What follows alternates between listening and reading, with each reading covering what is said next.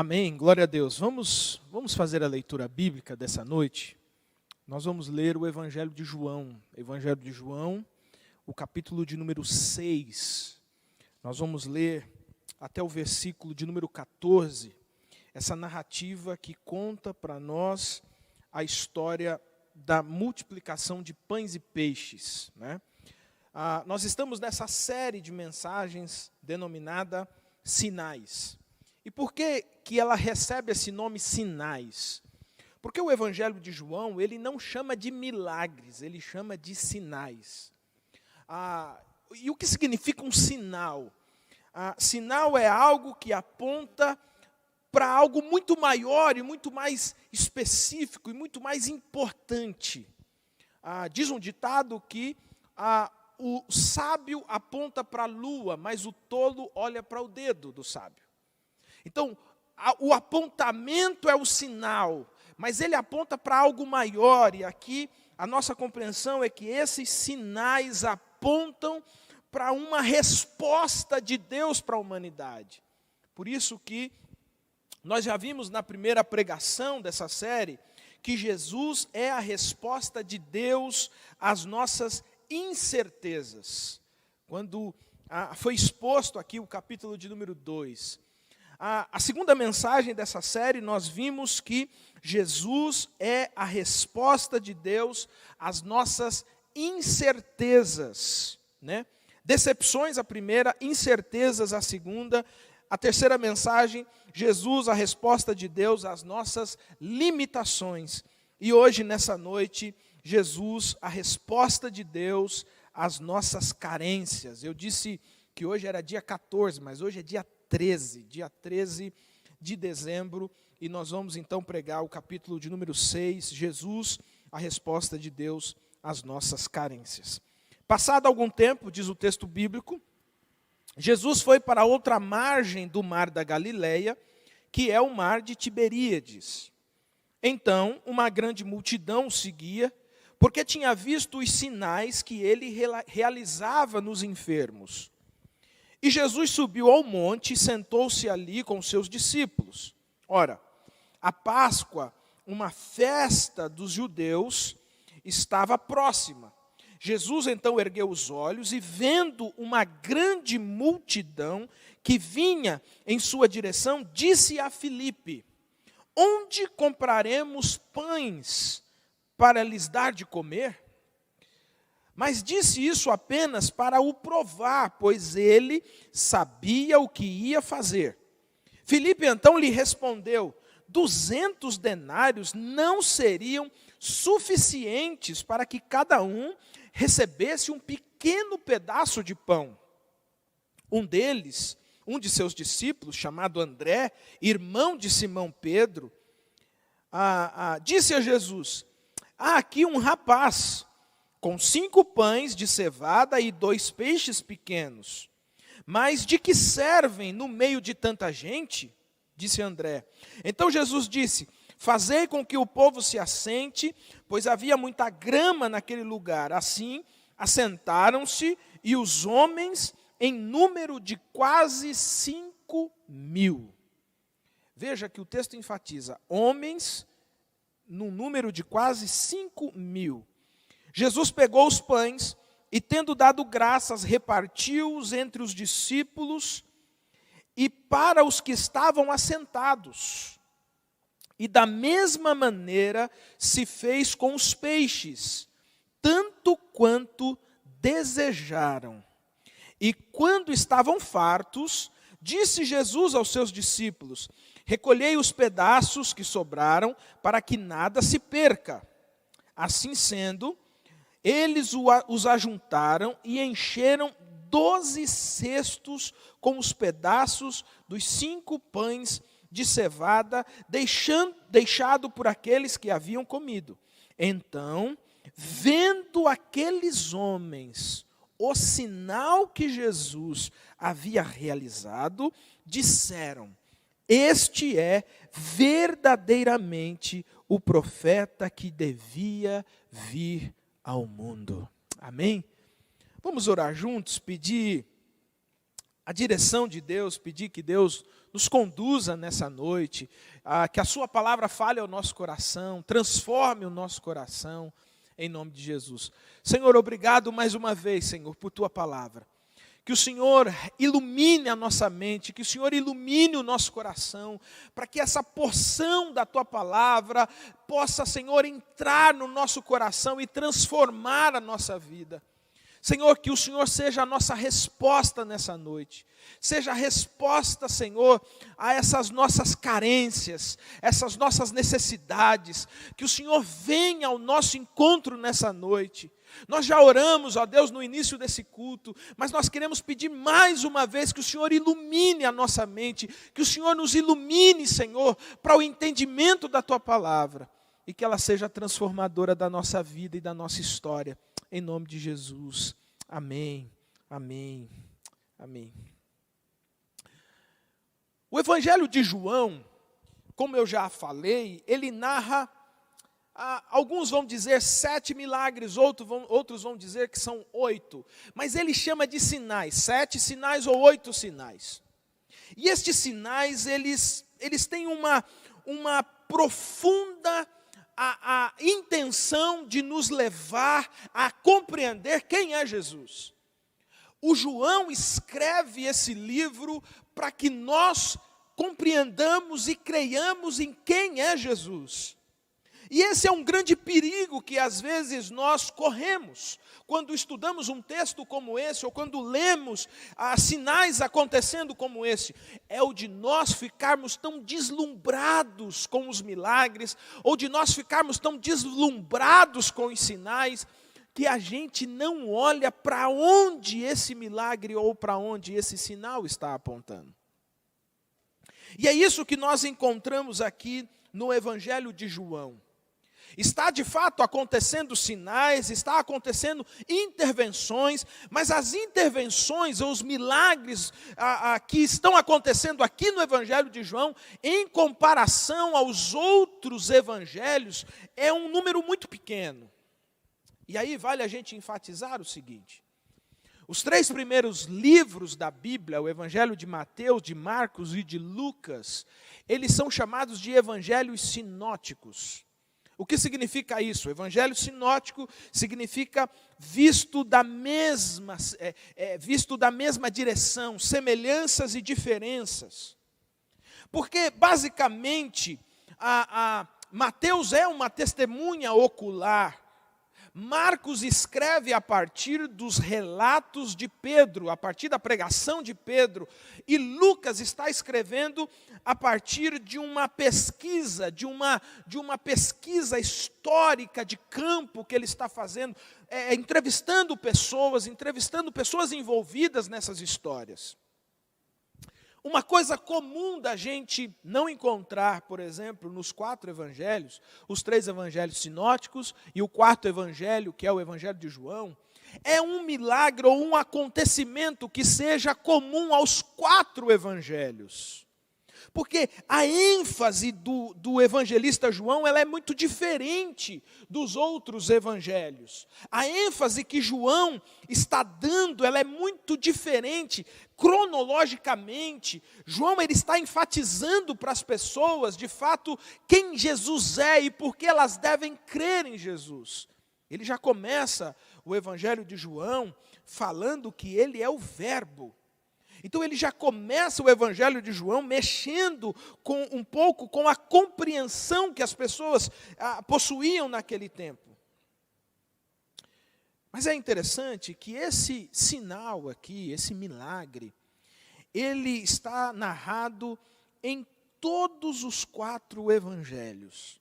É o único milagre. Se você olhar na sua Bíblia, nos 4 evangelhos, o único milagre que vai suceder Mateus, Marcos, Lucas e João é o milagre da multiplicação de pães e de peixes.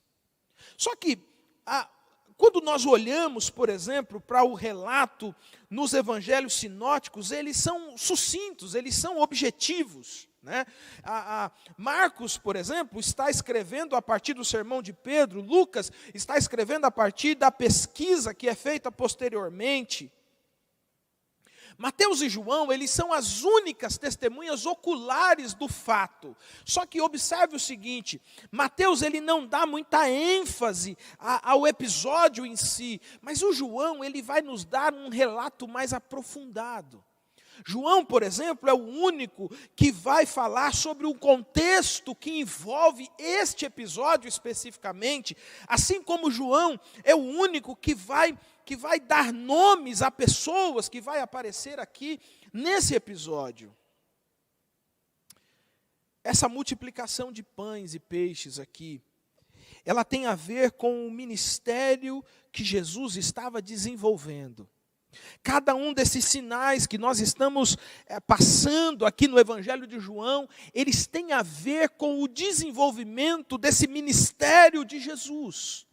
Mas em João é interessante a gente observar que cada movimento desse de Jesus gera uma confusão enorme. Cada movimento desse de Jesus gera conflitos enormes. Veja, por exemplo, que quando Jesus transforma a água em vinho, a fama de Jesus corre por todos os lugares. E Jesus passa a não mais ser uma pessoa que passa anonimamente pelos lugares. É assim que ele recebe um homem solicitando um milagre de Jesus. Mas é também dessa forma que Jesus encontra um outro homem ali à beira do tanque de Betesda. Veja, por exemplo, que quando esse homem à beira do tanque é curado, se você olhar o contexto, várias coisas passam a acontecer. E isso vai culminar lá na frente, quando Jesus ressuscitar o Lázaro, vai culminar com uma trama que eles fazem para assassinar Jesus.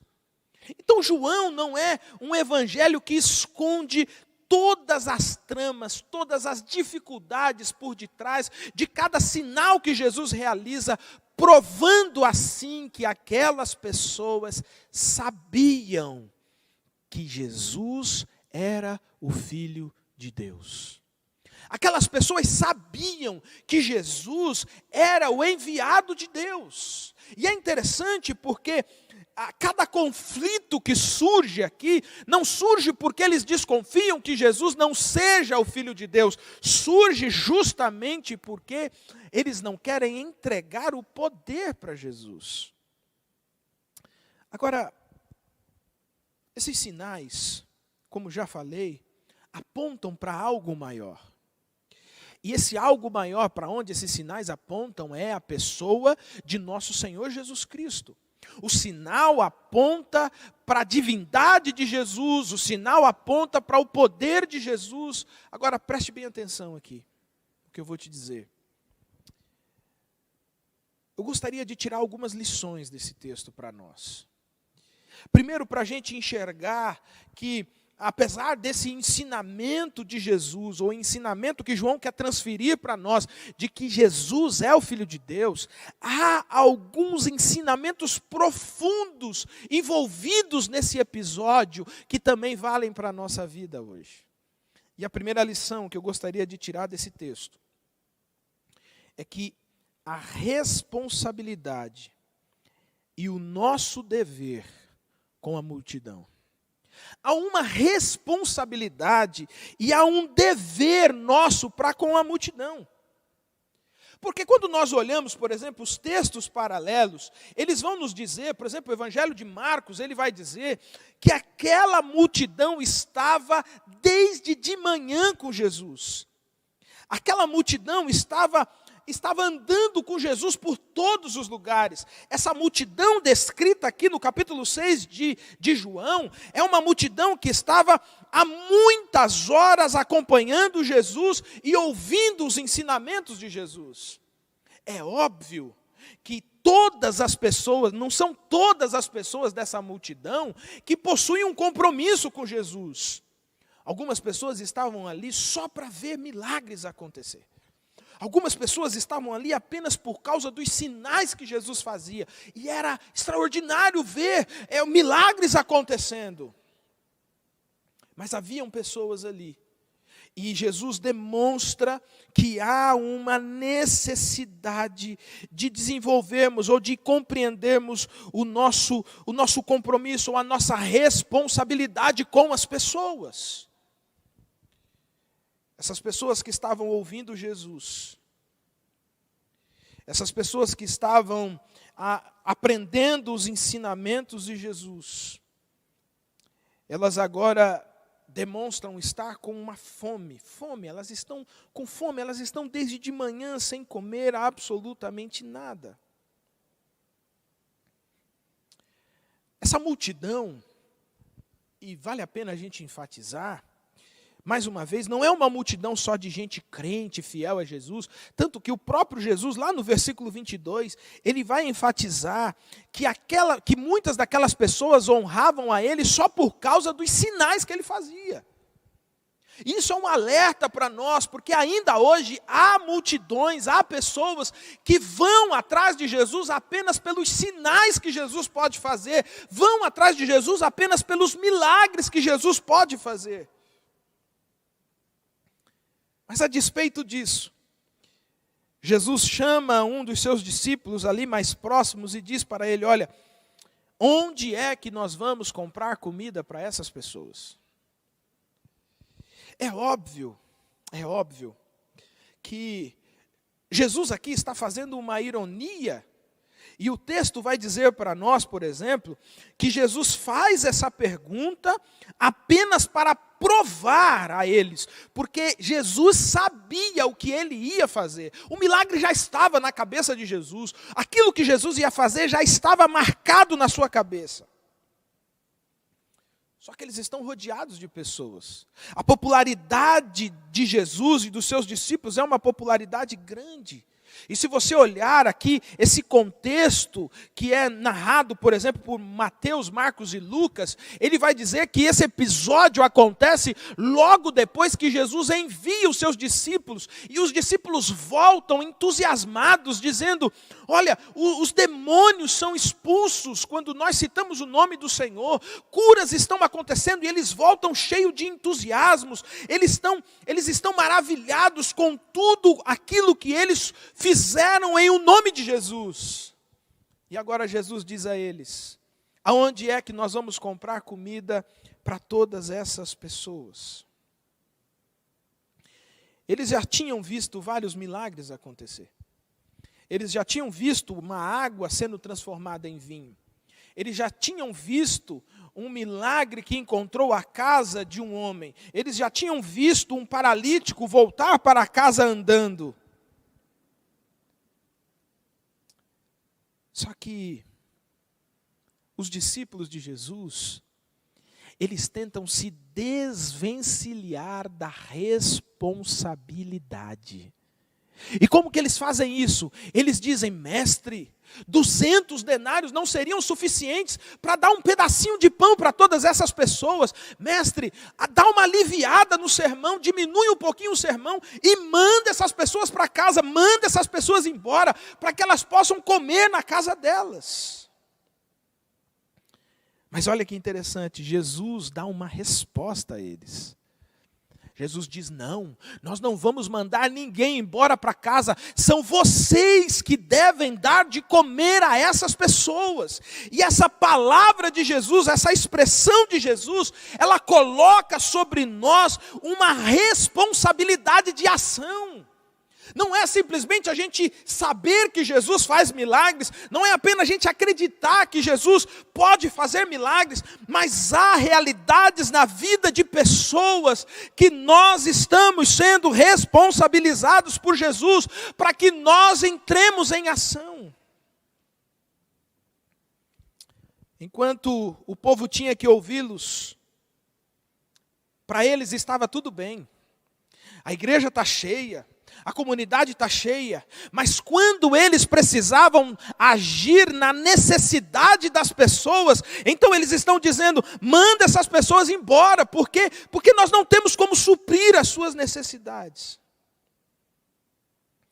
Deixa eu te dizer uma coisa, eu particularmente sou completamente contra fazer caridade em troca de pregação.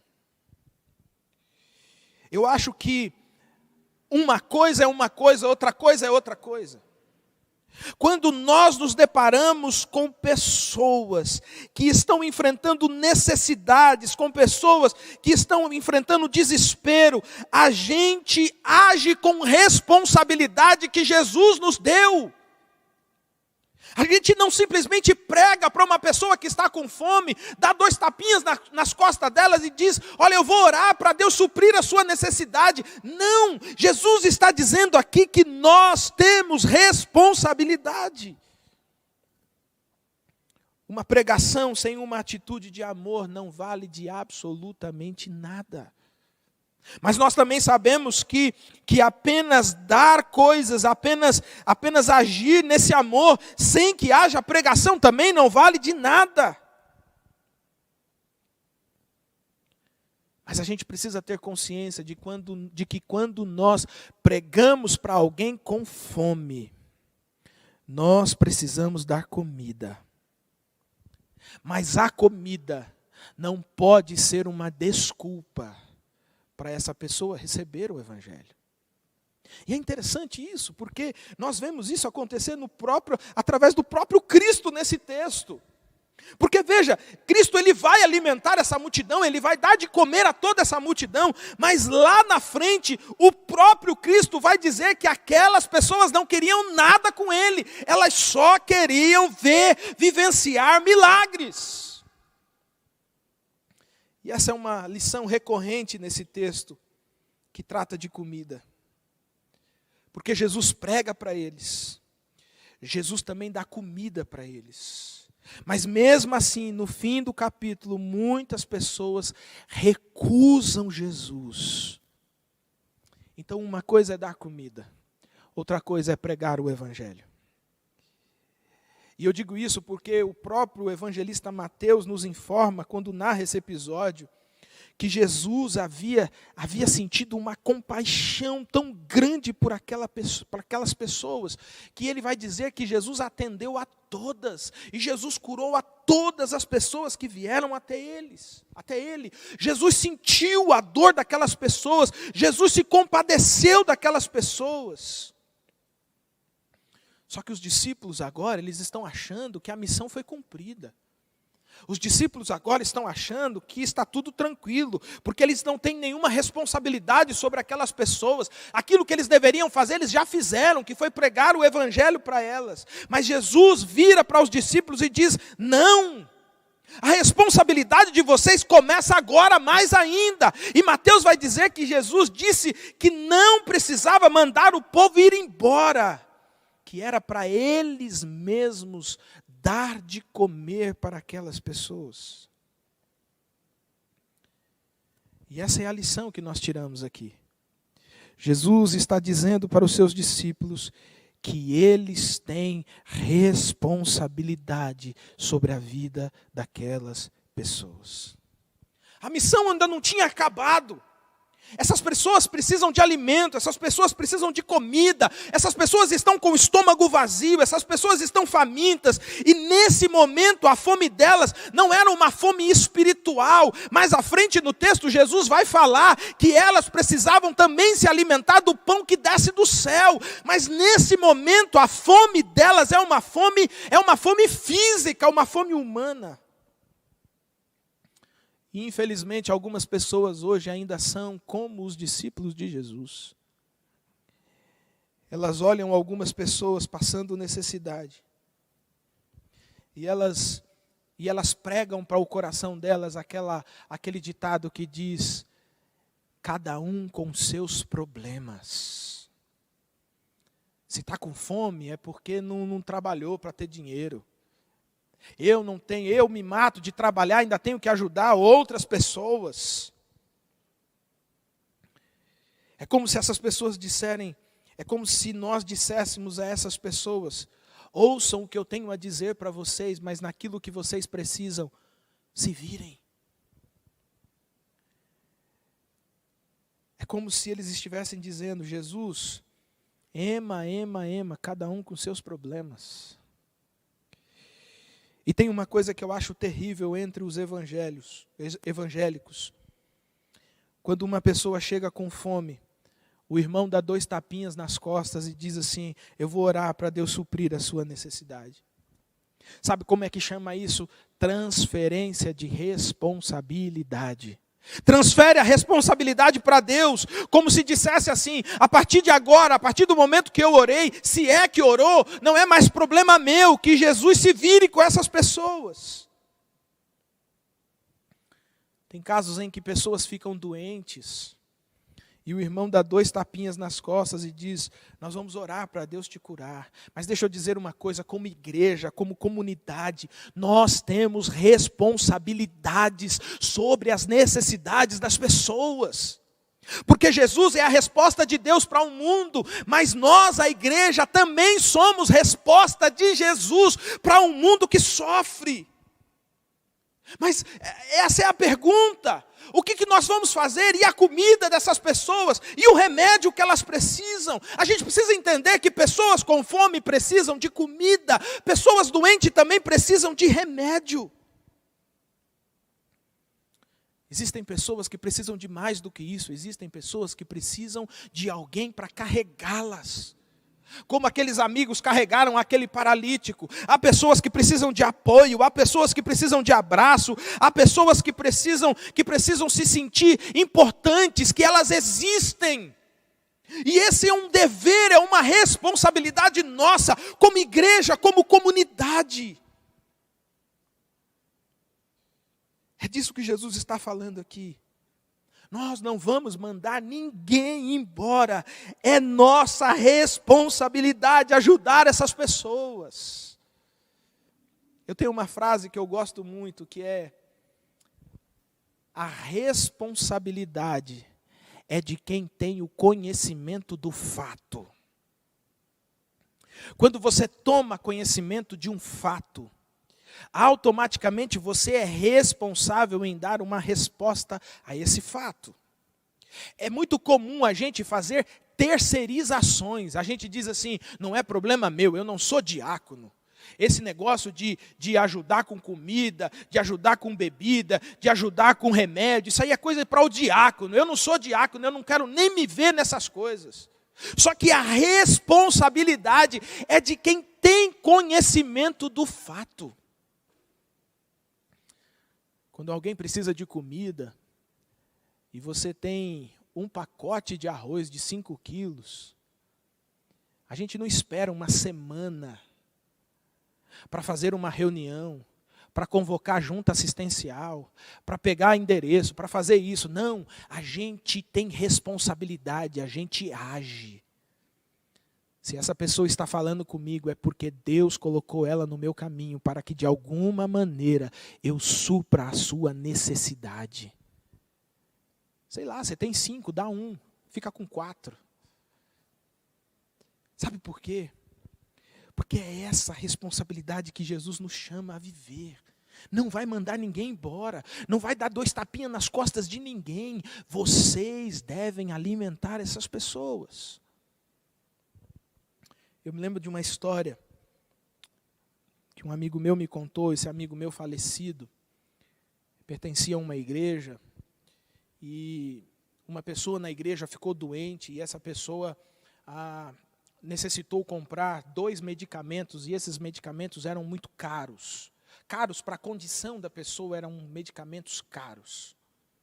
E ele me contou essa história de que ele fazia parte daquela junta ali assistencial, e eles marcaram então uma reunião num sábado à tarde para debater e discutir o assunto, como que eles deveriam ajudar ou não essa pessoa com esse remédio.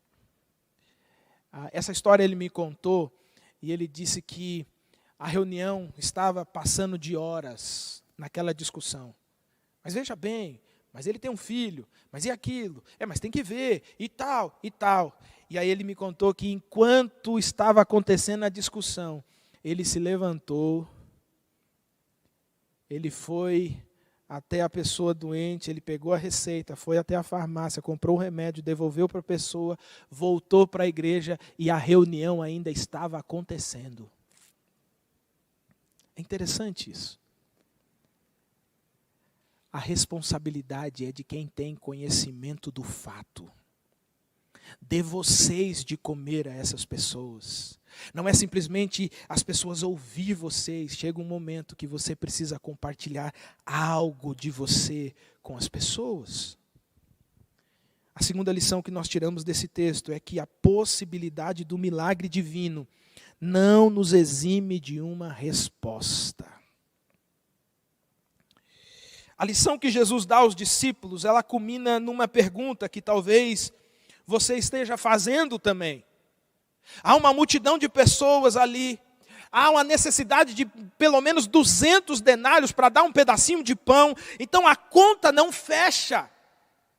Eles não têm dinheiro suficiente.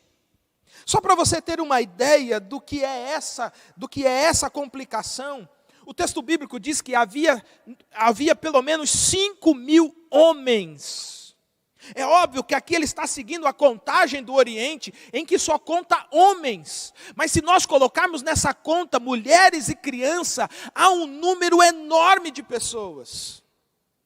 Alguns comentaristas desse texto, eles sugerem um número de 20.000 pessoas. Outros sugerem um número de 15.000 pessoas. Então, entre 5 e 20.000, para ser bastante generoso, nós vamos ficar com 10.000. Então, no mínimo, havia aqui nesse lugar 10.000 pessoas. Mas o João aqui, ele quer nos dar uma lição preciosa. Preste bem atenção nisso, quando todas as possibilidades se esgotam, é hora da gente perguntar, e agora, Jesus? Observe que é quando todas as possibilidades se esgotam. Porque nós já vimos que há uma responsabilidade nossa. Então, Senhor, aquilo que eu posso fazer e eu tenho condição de fazer, eu vou fazer agora. Mas, Senhor, eu não tenho condição, eu não tenho como fazer. Como então nós vamos fazer? É a hora exata em que nós nos dirigimos a Deus e diz, e agora, Senhor? Como é que vai ser isso? Veja que há uma diferença nas atitudes aqui. E Jesus deixa claro isso. Há uma responsabilidade nossa, e essa responsabilidade nossa precisa ser exercida, precisa ser executada. E aqui é onde o pregador fica complicado. Aqui é o fio de navalha que o pregador anda. E deixa eu tentar esclarecer isso. Há situações em que nós resolvemos entre irmãos. Há situações em que nós nem resolvemos entre irmãos. Há situações em que a gente coloca a mão no nosso próprio bolso, vai lá e resolve. Existem necessidades que nós podemos suprir e suprimos silenciosamente, não precisa de alardes. Quando alguém está com fome, a atitude não é oração, simplesmente para que Deus mande comida, mas é repartir a comida com essa pessoa. Mas o que acontece quando nós também temos necessidade de comida? O que acontece quando nós não temos com o que compartilhar? O que acontece quando nós também não temos o que comer e também não temos como levar para o nosso irmão? Esse é o momento em que a fé entra em ação. Esse é o momento de orar. Esse é o momento de dobrar os joelhos. Esse é o momento da gente dizer, Senhor, e agora? O que nós vamos fazer? Quando o irmão está doente e a gente pode ajudar, a gente ajuda, a gente leva ao hospital, a gente ajuda com o remédio, a gente ajuda no tratamento, mas quando o nosso irmão está doente de algo que não há ajuda, não há remédio, não há tratamento, o que nós fazemos? Nós oramos para que Deus haja de maneira sobrenatural sobre ele. Quando remédios não adiantam, quando os médicos não adiantam, então nós clamamos por uma intervenção de Deus, porque abre-se janelas para a possibilidade do milagre de Deus. Mas veja, a possibilidade do milagre de Deus não nos isenta da nossa responsabilidade. Não é simplesmente jogar para Deus. E eu noto isso no versículo 5 aqui, quando o Senhor pergunta, Filipe, onde vamos comprar comida para esse povo comer? Jesus sabia exatamente qual era a impossibilidade, Jesus sabia que eles não tinham dinheiro, Jesus sabia que a multidão era grande demais, mas o texto diz que ele estava provando Felipe. E o Felipe diz, não tem como, Senhor. E é interessante que o André aparece na história, e eu sei que eu já vi algumas pessoas interpretando esse texto, por exemplo, e colocando o André como sendo um cara visionário, como sendo um cara assim, que enxergou lá na frente, porque viu um menininho e tal, mas não. A maneira mais correta de olhar a atitude de André nesse texto, não é ele como um cara visionário, como um protagonista na história, não. O que o André está fazendo, na verdade, é mostrando para Jesus o quão impossível era alimentar aquela multidão. Quando o André chega com o menino dizendo assim, olha, tem um menino aqui com 5 pães de cevada e 2 peixinhos, o André não está dizendo, Senhor, faz um milagre. O André está dizendo assim, olha, Senhor, a única coisa que tem é isso aqui, é impossível.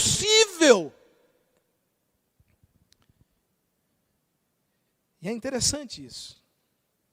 Porque às vezes nós olhamos, por exemplo, para a atitude do André, como se ele fosse um homem de fé, um golpe de fé, um homem ousado, que olhou naquele mínimo, ele conseguiu olhar uma alimentação de mais de 10.000 pessoas, mas não. O André também está dizendo para Jesus, é impossível. E eu aprendo uma coisa com isso. Os milagres de Deus não nos isenta de ter que dar uma resposta às pessoas. De dar uma resposta ao sofrimento das pessoas. E essa conversa com André, ela é o prenúncio daquilo que Jesus vai fazer.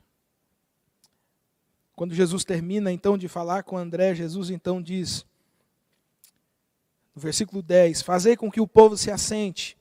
Havia muita grama naquele lugar, assim assentaram-se os homens em número de quase 5.000. Jesus pegou os pães e, tendo dado graças, repartiu-os entre os discípulos. Jesus mandou todos se assentarem, Jesus pegou os pães, Jesus pegou os peixinhos e Jesus fez uma oração. Essa era a oração que o judeu fazia antes de todas as refeições. E essa oração era mais ou menos assim, bendito és, ó Senhor nosso Deus, Rei do universo, que produzes pão na terra.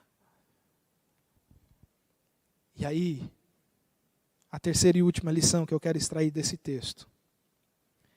Jesus, como resposta, faz um milagre abundante, vindo de coisas pequenas. A terceira e última lição é essa. Tem a ver com o milagre propriamente dito.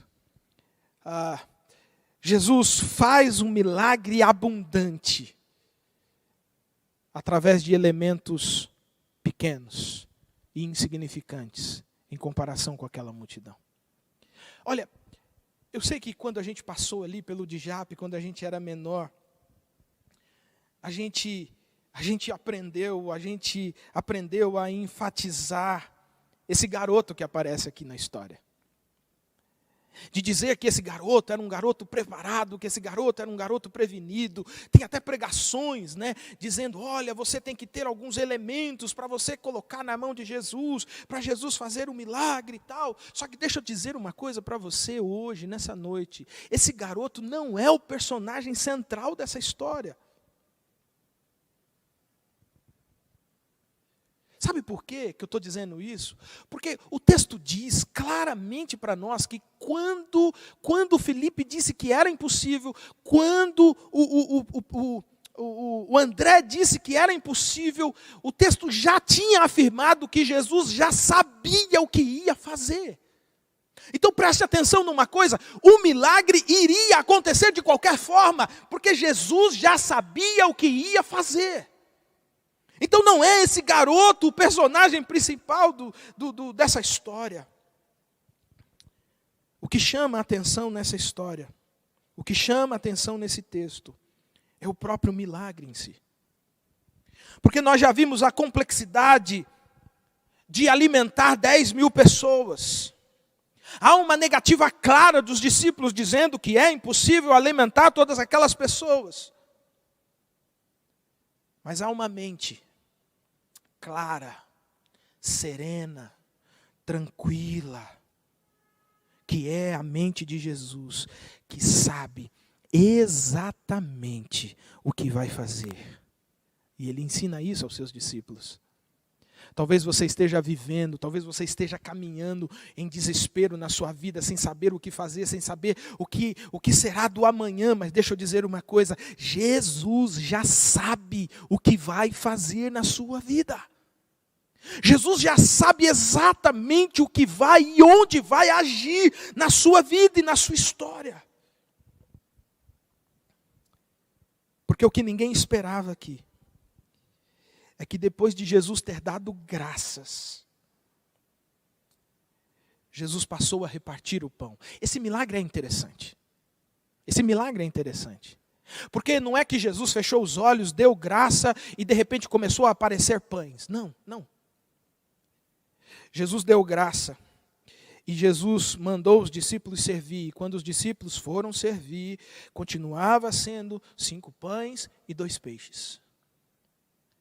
Mas eles iam pegando, e eles iam pegando, e eles iam pegando. E quanto mais eles pegavam, mais tinha para pegar. E eles iam pegando, e eles iam pegando. E o milagre ia acontecendo, e o milagre ia acontecendo. Porque é assim que Deus age. É assim que Deus caminha. Os passos de Deus, os feitos de Deus, são como pisadas na areia. Elas são cobertas, elas não deixam rastro. Deus não faz um pirim-pim-pim e as coisas aparecem, não. O milagre de Deus acontece exatamente na hora que precisa acontecer e dentro da necessidade que ele aconteça. E é isso que está acontecendo aqui. Simples pães de cevada, simples peixinhos. E um único lanchinho de um menino, um único lanchinho de um rapaz, Jesus deu a comer para mais de 10.000 pessoas. A história da multiplicação, ela não se encerra aqui. Embora a gente fique entusiasmado com o milagre, a história da multiplicação, ela não se encerra aqui no versículo 14. Esse milagre faz surgir diversas discussões a respeito de quem Jesus era. E aqui fica claro que este sinal está apontando para algo muito maior. E eu digo isso porque logo depois que o povo matou a fome, eles tomaram a iniciativa de proclamar Jesus rei. Somente João faz esse relato. Ele diz que a multidão entusiasmada fez com que eles olhassem para Jesus como se Jesus fosse um profeta prometido por Moisés. Lá em Deuteronômio 18:18. Esse sinal era um sinal que identificava Jesus como o Senhor Deus e o sumo pastor de Israel. Mas o povo queria mais milagre. O povo queria mais coisas. O povo não se contenta única e exclusivamente com a presença de Jesus. No versículo 26, o texto diz que quando Jesus se recusou a fazer mais um milagre, a multidão simplesmente virou as costas para Jesus e o abandonou. E Jesus então começa a dizer para eles: vocês precisam do pão que o meu Pai manda do céu. Moisés deu a vocês um pão no deserto. Mas esse pão que o meu Pai está dando a vocês, este pão é um outro pão. Vocês nunca mais terão fome. Eu quero terminar nessa noite com essas palavras de Jesus dizendo: em verdade vos asseguro, aquele que crê em mim tem a vida eterna. E ele diz: eu sou o pão da vida. Os seus pais comeram o maná do deserto, mas eles estão mortos. Este é o pão que desce do céu, para que todo aquele que dele comer não morra. Eu sou o pão vivo que desceu do céu, e se alguém comer desse pão, viverá eternamente. E o pão que eu deverei dar pela vida do mundo é a minha própria carne, disse Jesus. E aqui, nesse momento, Deus oferece ao mundo Jesus como resposta às verdadeiras necessidades da nossa vida. Eu não sei como é que está a sua vida, como é que está a sua história nessa noite. Mas uma coisa eu posso te dizer. Aqui está Jesus, que pode fazer da sua vida algo extraordinário. Elementos simples, Jesus fez algo extraordinário. Mas eu queria dizer a você que o que você precisa mesmo nessa noite não é pão simplesmente. O que você precisa mesmo nessa noite é crer que Jesus Cristo é o enviado de Deus. Jesus Cristo é o Filho de Deus. Jesus Cristo é o pão que desceu do céu. Jesus Cristo é o pão que uma vez nos alimentando dele nunca mais morreremos. Essa é a mensagem. Essa é a mensagem quando nós falamos que Jesus veio ao mundo. E Jesus é a resposta. É óbvio que isso não isenta a nossa responsabilidade, porque nós também temos uma resposta a dar ao mundo, como já falamos aqui. Mas só teremos condições de dar essa resposta se esse Jesus transformar a nossa vida e coração. Eu quero orar com você nessa noite. E nessa oração, o meu desejo é que Jesus seja a resposta às suas necessidades. Que Jesus seja a resposta para a sua vida. E que Jesus encontre você, acolha você e salve você para a honra e glória do nome dele. Senhor Deus, muito obrigado por tua palavra, Senhor. Muito obrigado por sua bondade, por sua misericórdia e graça, que não nos abandona, que não nos deixa órfãos. Obrigado, Senhor, porque em meio a um episódio tão marcante, tão precioso, o Senhor nos dá lição tão preciosa e tão marcante para a nossa vida. Nós temos responsabilidades. As nossas responsabilidades não nos isentam, ó Deus, diante do milagre do Senhor. E há, Senhor, no Senhor uma prerrogativa extraordinária de fazer milagres acontecer. Nessa noite que o Senhor encontre pessoas que estejam necessitando de milagre do Senhor. Pessoas que estejam necessitando de uma intervenção do Senhor.